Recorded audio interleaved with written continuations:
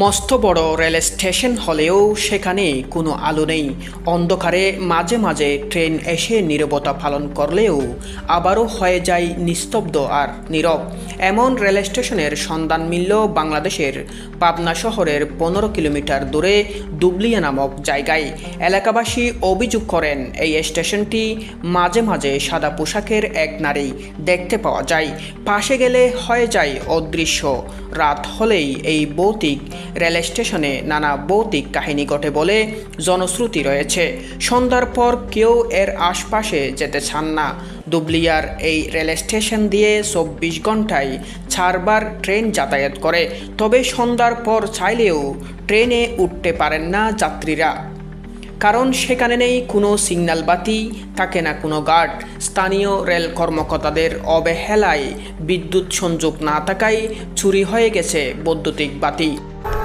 পরিণত হয়েছে সন্ধ্যার পর এখানে কোনো আলোর ব্যবস্থা নেই, প্রত্যেকটা লাইট অন্ধকার।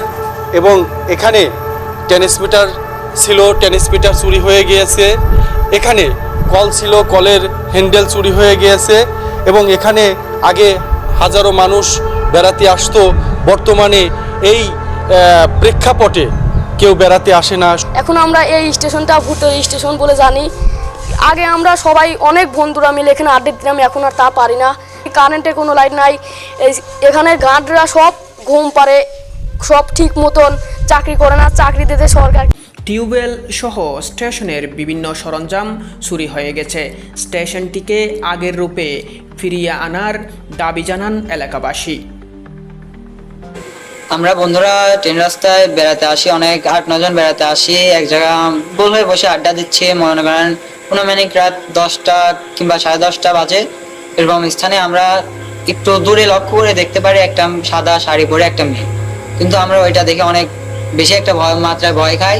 একটা সময় ছিল যেখানে বিনোদন পার্কের মতো ছিল, এখন সন্ধ্যের পরে আর কোনো লোক থাকে না, খুব ভূতের স্টেশনের মতন, খুব ভয় ভয় করে।